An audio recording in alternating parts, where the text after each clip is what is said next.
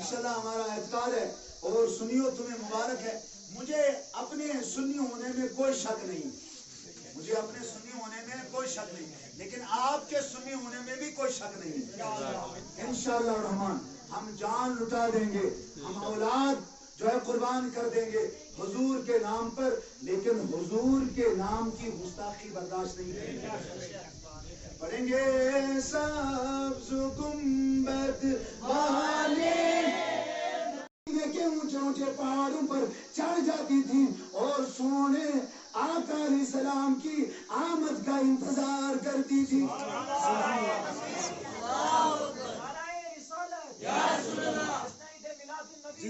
آقا علیہ السلام اس دن بھی نہیں آئے, دوسرا دن بیت گیا, سورج چڑھا اور اتر گیا, اللہ اکبر کبیرہ. اور آقا علیہ السلام کی آمد کے لیے یہ مدینے کی بچیاں دوسرے دن مدینے کے لوگ تمام لوگ ماں اہلوال کے مدینے کے ان پہاڑیوں پہ جاتے اور انتظار کرتے. صبح سے شام تک یہ رویہ رہتا, لیکن شام ہو جاتی حضور کا انتظار ختم نہ ہوتا بلکہ یہ واپس آ جاتے, پھر دوسرے دن انتظار کرتے. ایک دن ایسا آیا محبوب علیہ السلام تشریف لائے تو یہ بچیاں جب انہوں نے دیکھا کہ محبوب علیہ السلام اپنے چند صحابہ کے ساتھ تشریف لا رہے ہیں تو دیکھا بچیوں نے پکار کر کہا طلع البدر علینا من ثنیۃ الوداع. او لوگو, او مدینے کے خواتینوں, او مدینے کے بزرگوں, دیکھو دیکھو وہ آمنہ کا لال آ رہا ہے. سبحان اللہ.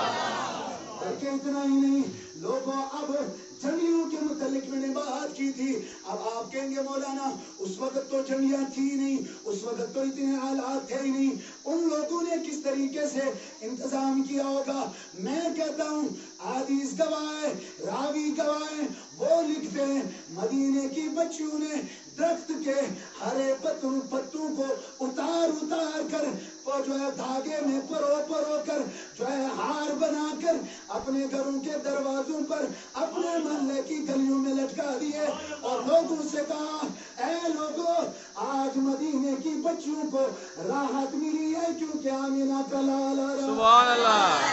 آمنہ کا لال جو آ رہا, اللہ اکبر کبیرہ. ہر ایک نے چاہا.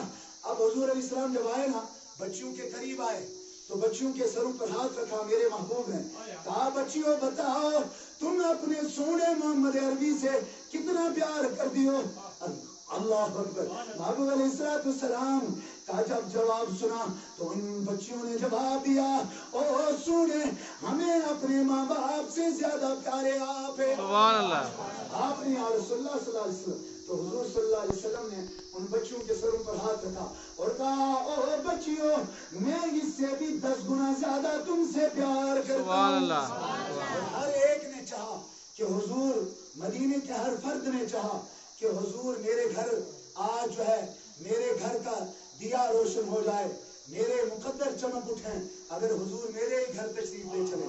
ایک نے کہا یا رسول اللہ میرے ہی گھر تشریف لے چلے, دوسرے نے کہا یا رسول اللہ میرے ہی گھر تشریف لے چلیں. بچوں نے کہا یا رسول اللہ آپ ہمارے گھر تشریف لے چلیں.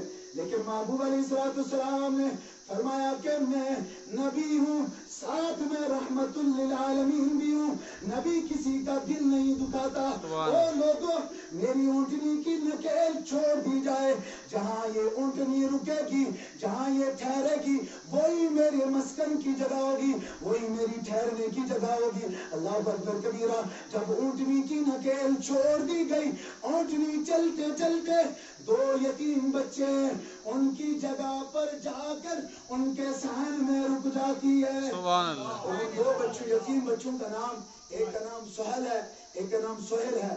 اور سہل اور سہیل یہ دونوں بھائی ہیں. حضرت جابر رضی اللہ تعالیٰ, حضرت ایوب انصاری رضی اللہ تعالیٰ کا گھر سامنے ہے اور یہ ایک ہی ان کا دالان ہے, ایک ہی جو ہے وہ پارک ہے. حضرت ایوب انصاری جب دیکھتے ہیں تو دوڑ کر آتے ہیں اور آنکھوں میں آنسو لیے ہوئے ہیں اور آپ کی بارگاہ میں عرض کرتے ہیں مولا آج بھی تو نے حضرت ایوب انصاری رضی اللہ تعالیٰ کا مقدر چمکا دیا جو میرے آنگن میں محبوب